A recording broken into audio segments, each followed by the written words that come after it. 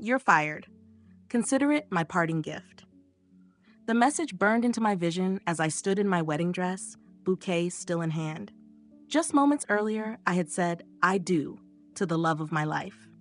Now, in the church vestibule, surrounded by floating floral arrangements and the distant chatter of excited guests, I stared at my phone in disbelief. Tate Lawson, my boss's son, the man who had made my work life unbearable for the past 3 months, had chosen my wedding day, to fire me. I showed the message to Karen, my new husband. His reaction caught me off guard. Instead of anger, a knowing smile appeared on his face. He gently took my trembling hands, kissed my knuckles, and whispered, "Check your messages later. Today belongs to us." How could he stay so calm? I had just lost my job as lead project manager at the most prestigious architecture firm in the city, the role I had worked myself to exhaustion for, the career I had built over 2 demanding years. But something in Karen's eyes told me to trust him. So I silenced my phone, slipped it into my maid of honor's purse, and walked with my husband through the grand church doors into a shower of rose petals and applause. 3 hours later, during our first dance, Nima, my maid of honor, rushed over, wide-eyed. "Waverly, your phone won't stop buzzing. You have 108 missed calls." I checked the screen.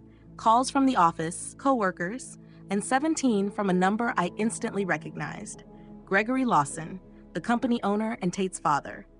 That's when I realized this wasn't just a termination. It was the beginning of something far bigger than I had imagined. Before I continue, if you're enjoying the story, take a moment to like and subscribe. Many people listen without engaging, and that can mean missing future uploads when the algorithm skips you. Trust me, you'll want to see how this ends. Now, back to my wedding day disaster. My name is Waverly Abrams, and until that message, I was the backbone of Crescent Design Studio. I'm naturally meticulous, the kind of person who color codes grocery lists and can spot a measurement error in architectural plans from across the room. My coworkers called me the database because I remembered every client preference, every project detail, every deadline, without checking notes. My parents were both teachers who valued discipline and hard work. When my father had a stroke during my first year of college, I almost dropped out to help my mother with the medical bills. Instead, I doubled my course load while working nights at a printing shop. I graduated with honors in architectural project management with additional focus on computer systems and urban planning. That's how I joined Crescent 2 years ago. Gregory Lawson recognized my rare combination of architectural expertise and systems thinking. He hired me to modernize their project management process. I built a proprietary system from scratch, one that tracked every blueprint version, client request, budget allocation, and permit application. The results were immediate. Project completion times dropped by 30%. Client satisfaction increased significantly. Gregory even called me the best investment the company had ever made. Then came Tate Lawson. At 32, Tate had already moved through 3 different divisions of his father's company without finding his place. He had his father's confident appearance, but none of his business judgment or leadership skills. 3 months ago, Gregory announced his semi-retirement and promoted Tate to department director, making him my direct supervisor. Everything changed overnight. Where Gregory once asked for my input, Tate excluded me from meetings. Where Gregory praised my work publicly, Tate took credit for my ideas. When I scheduled training sessions to document my system, Tate canceled them, calling them unnecessary expenses. I met Karen during this time while submitting plans for Crescent's largest project, a multi-million-dollar downtown redevelopment. He worked at the city's permit office. Calm, thoughtful, and thorough, he actually reviewed submissions carefully instead of just approving them. We connected over blueprint discussions, then coffee breaks, then dinners. Karen became my escape from the increasingly toxic workplace. What I didn't realize then was that he had noticed troubling patterns in Crescent's submissions, especially the ones handled directly by Tate. 2 months into our relationship, Karen proposed. We planned a small wedding quickly, partly because we were practical and partly because I sensed my position at Crescent was becoming unstable. Tate had already begun talking about restructuring and streamlining. I never imagined he would actually fire me on my wedding day. As the reception continued, I stepped into the bridal suite and listened to Gregory's voicemail. Waverly, this is Gregory. Call me immediately. Tate had no authority to fire you. There's been a serious mistake. We need you.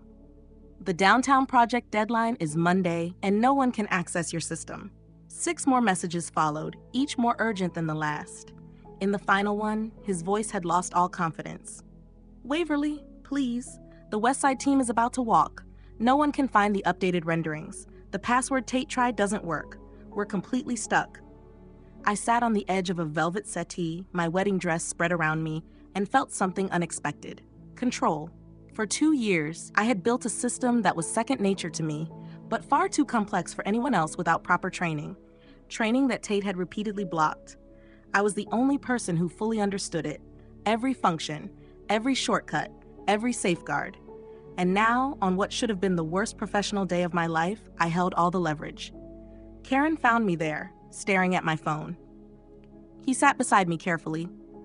I should tell you something, he said quietly. The plans Tate has been submitting, he's been altering them after engineering approval, removing safety features, replacing materials with cheaper ones, things that would never pass inspection. My stomach dropped. That's not just unethical, it's dangerous. Karen nodded. I've been documenting everything. I was planning to report it next week. That's when I understood his reaction to the message. This wasn't a loss. It was an opening. It removed me from legal responsibility while leaving the company unable to function without me. What should we do? I asked. Karen smiled. Nothing. Not today. Today we celebrate. Tomorrow we fly to Belize for our honeymoon, and when we come back, he kissed my forehead. We change everything. We returned to the reception, and I danced without worry. By midnight, I had 212 missed calls. During our honeymoon, they kept coming. I ignored everyone. Gregory's messages shifted from urgent to desperate. On the 3rd day in Belize, while Karen and I sat on the beach drinking fresh coconut water, Gregory offered to triple my salary if I returned. I deleted the message. 2 days later, he offered partial ownership in the firm. Again, no response. Karen understood. This was never about money. It was about respect. On our final evening, as we watched the sunset, Karen said, "There's an opening in the city planning consulting team. They need someone who understands both sides of architectural submissions." I turned to him. Are you suggesting what I think you are? I'm suggesting you start your own consulting firm with the city as your first client. The idea took hold immediately. By the time we landed home, I had drafted a full business plan. 3 days later, I registered Precision Protocol Consulting. Within minutes, my phone rang. Gregory Lawson. For the first time in 2 weeks, I answered. Waverly? Thank God. We're in crisis. The downtown project is collapsing. Clients are leaving. Name your price. I'm sorry to hear that, I said calmly, but I'm no longer available for employment. I've started my own consulting firm. We'll hire your firm, whatever it costs. I let the silence sit. My first client is the city planning department. I'm designing new verification protocols for building submissions. He inhaled sharply. He understood. If I was building the system, I would uncover everything Tate had done if it hadn't already been reported. Waverly, please. Tate made a mistake. Let me fix this. Some things can't be fixed, Gregory. Some bridges don't rebuild. I ended the call and looked at Karen. Was that wrong? He shook his head. No. Standing up for yourself and for public safety is never wrong. The following week, I began my contract with the city. Using my insider knowledge, I quickly identified weaknesses in the existing verification process. I designed new protocols to detect unauthorized changes, especially structural alterations made without engineering approval. As part of the rollout, the city audited recent submissions. As expected, they found multiple violations in Crescent's downtown project, specifically in files handled by Tate Lawson. Load-bearing walls had been reduced, foundation specifications altered, safety features removed to cut costs. The investigation was fast and conclusive. The project was permanently halted and reassigned to another firm. Tate wasn't just fired. He was blacklisted across the industry. 11 minutes, 29 seconds. A reputation built over 30 years collapsed in just 30 days. Through industry contacts, I learned that Gregory Lawson had suffered a minor heart attack due to the stress. Despite everything, that news brought me no satisfaction. Gregory had once been a strong mentor before his blind spot for his son affected his judgment. My consulting business grew quickly. Within 6 months, I had secured contracts with 3 municipal governments and was hiring staff to keep up with demand. Karen received a promotion at the permit office for his ethical stance. We purchased our first home, a fixer-upper with solid structure and strong potential, much like our life together. Then, exactly 1 year after my wedding, a thick cream envelope arrived at my office. Inside was a handwritten letter from Gregory Lawson. "Dear Waverly," it began, "some debts cannot be fully repaid, but acknowledgement is the first step toward accountability. Over the past year, I have worked to rebuild what my son and my own oversight damaged. Tate has completed a professional ethics program and now works in a junior role under strict supervision. He understands the seriousness of his actions. Crescent has new leadership and revised protocols. Every system and submission process has been restructured. We are a different organization now. I am writing to ask if you would consider meeting with me, not to return, as I understand that bridge is gone, but to consult on our new systems and ensure we never fail public trust again. Whether you accept or decline, please know that my respect for you has only increased. You were right to stand your ground, to protect the public, and to demand higher standards.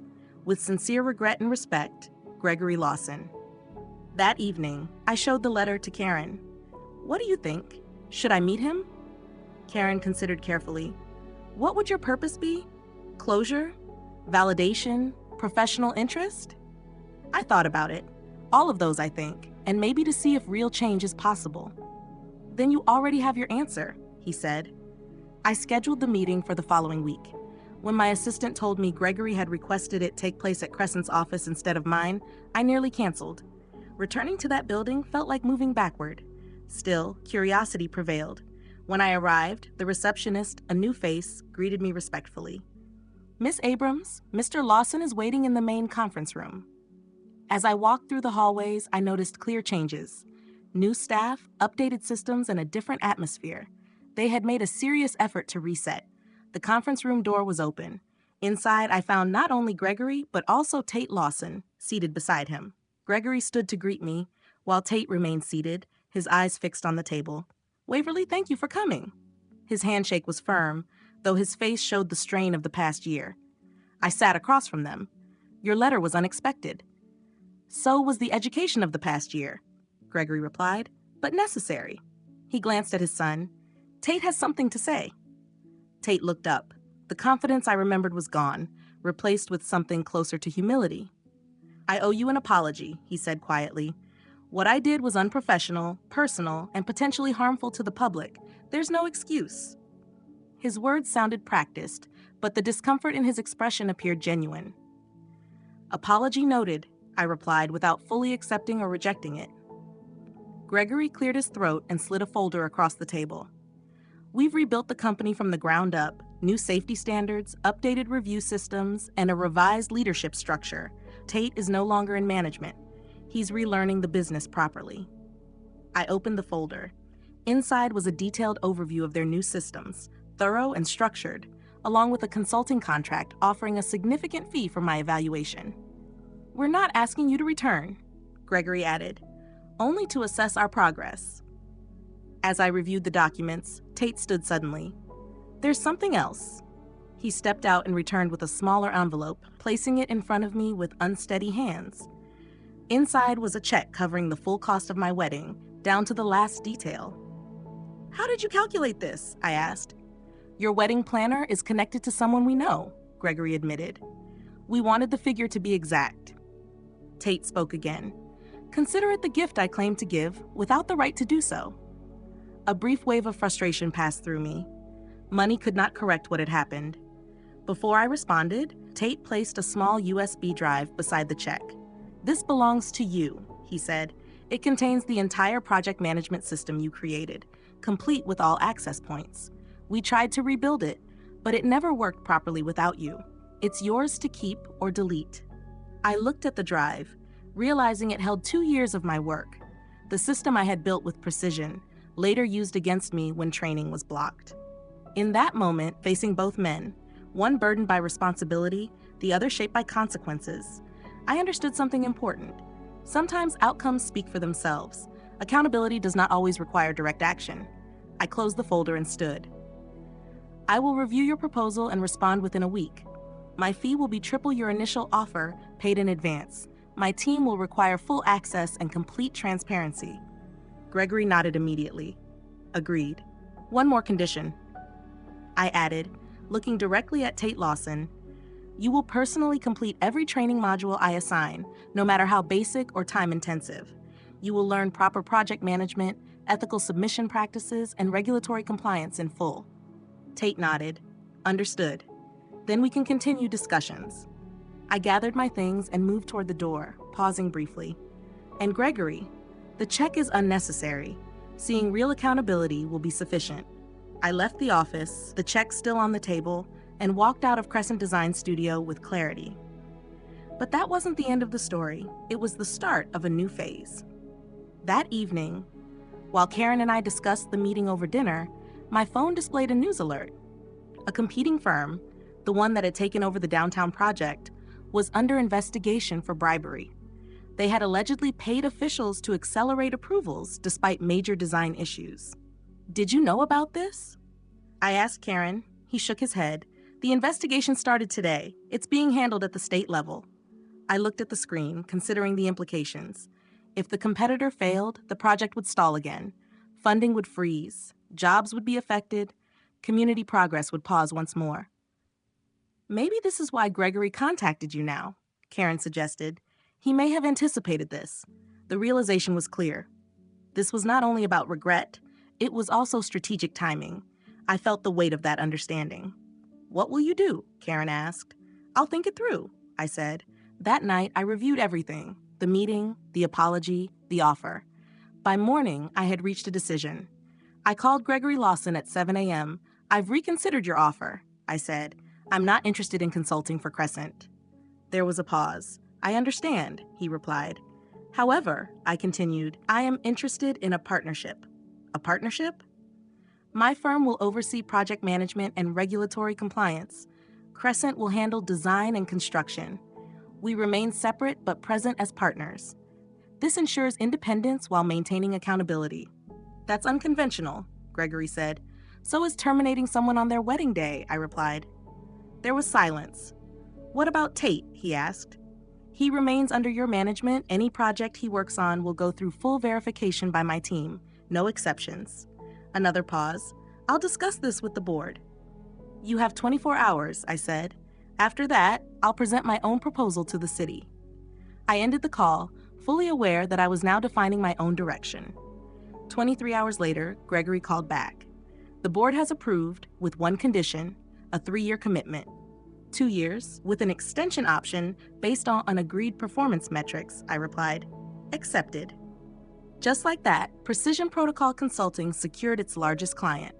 2 weeks later, when the competing firm was officially removed from the project, our partnership was ready, with improved plans, stronger safety features, and a refined management system combining my original design with enhanced safeguards. The city awarded us the contract, recognizing the value of a structure that balanced innovation with compliance. The press described it as a new model for accountability in architecture. Tate Lawson was assigned as a junior project coordinator, 5 levels below his previous role. Each day, he received structured training modules. Each evening, he was evaluated. If he failed, he 24 minutes, 46 seconds. The safety concerns, the need for proper documentation, I couldn't accept it, Tate Lawson admitted. Couldn't accept that you had built something so critical that even my father respected you more than me. So, I tried to hurt you at your most vulnerable moment. He lowered his head, the weight of his actions clear in his posture. I thought I would feel powerful. Instead, everything fell apart. The system no one could operate, the projects no one could manage. My father's reaction when he realized what I'd done. He paused, steadying himself. I destroyed in a single moment what could have been the most valuable mentorship of my career. His words remained in the quiet morning air, direct and unexpectedly sincere. You can't change the past, I said. But you're right about one thing. I would have been a good mentor, and I still could be, if you earn it. A brief sense of hope appeared in his expression. How? by becoming a professional who prioritizes safety and integrity over ego, by learning every part of this business properly, and by admitting when you don't know something instead of concealing it. I can do that, he replied. I will. I nodded. Then let's begin with these specifications. Show me what you've identified. For the next hour, I guided him through proper verification processes, explaining the reasoning behind each step rather than just listing rules. He followed closely, asking relevant and thoughtful questions that showed more capability than I had previously recognized. As we finished and others began arriving, Tate hesitated. Do you think you'll ever truly forgive me? I considered the question carefully. Forgiveness isn't guaranteed. It develops over time through consistent actions, not just apologies. Show who you are becoming, not just who you regret being. He accepted that without argument. Over the next several months, the downtown project progressed ahead of schedule. Our partnership model gained national attention, and other municipalities began exploring similar structures. My consulting firm expanded to 15 employees, while Crescent gradually rebuilt its reputation under the new framework. Gregory Lawson, true to his commitment, kept Tate on a structured development path.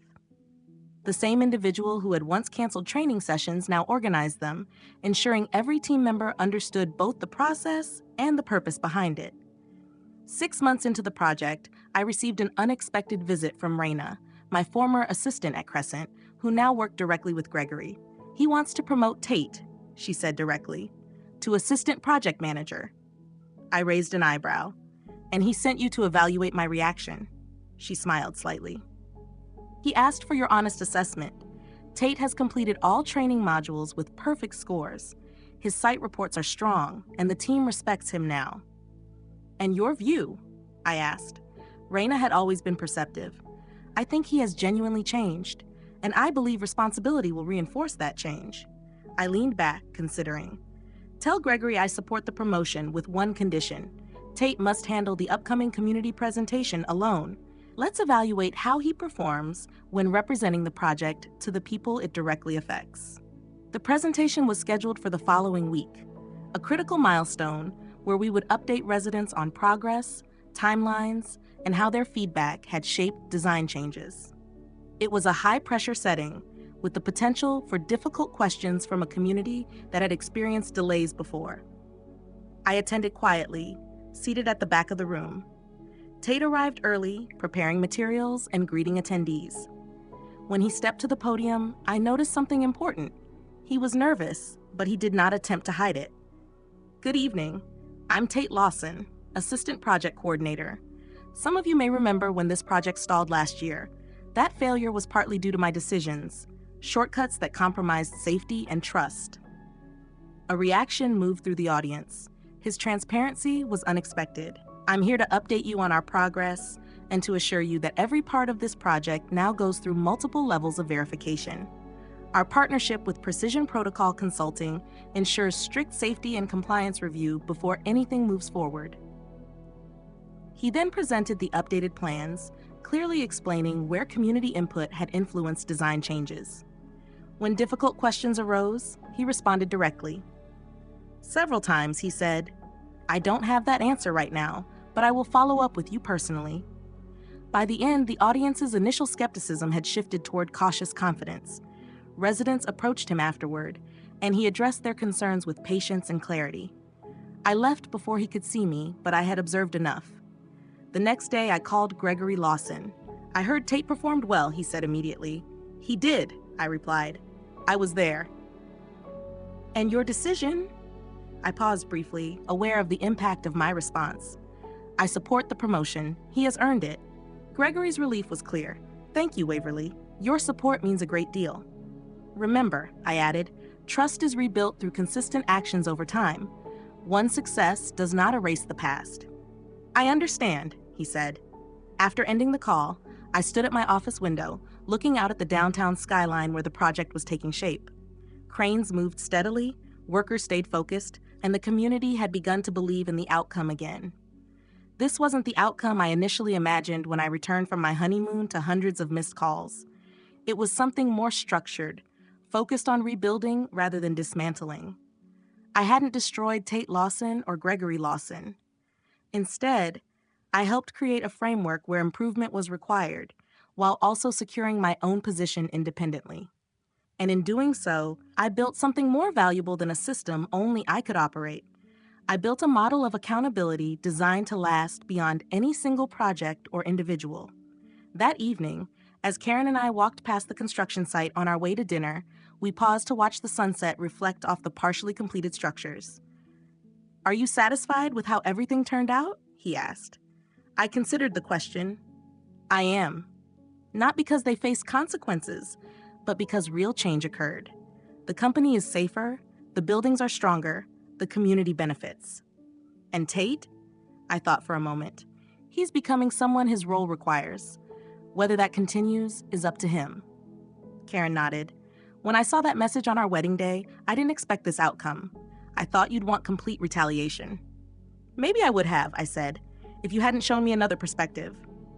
I leaned slightly toward him. Sometimes the best response isn't destruction, it's building something better on your own terms. He smiled. Speaking of building, the house renovations are finished. Should we invite Gregory and Tate for dinner? I laughed lightly. Let's keep it professional for now. That's enough. Fair, he said, one step at a time. That phrase stayed with me throughout the journey. From receiving that message on my wedding day to forming a partnership that reshaped my career, each step moved me forward, not just toward recovery, but toward meaningful success. The downtown project was completed ahead of schedule and under budget. My consulting firm continued to grow, and I became known for transforming a professional setback into a sustainable business model. As Karen and I continued walking, my phone vibrated with a message. It was from Tate Lawson. "Thank you for supporting my promotion. I won't disappoint you." Karen glanced at me. "Will you respond?" I paused, then typed, "Make sure you don't. Some opportunities aren't given twice." As I sent the message, I noticed the timing. It had arrived exactly 1 year after his message on my wedding day. The symmetry was clear. Some might say I should have taken a harsher approach, that I should have dismantled everything instead of helping rebuild it. But that perspective misses the point. Real power is not just the ability to destroy, it is the ability to choose a more constructive path. It is about shaping outcomes intentionally rather than reacting to adversity. In the end, I didn't just recover, I advanced. And I did so not by lowering my standards, but by elevating them beyond what had been expected. If you followed this story, consider this. Could you take a similar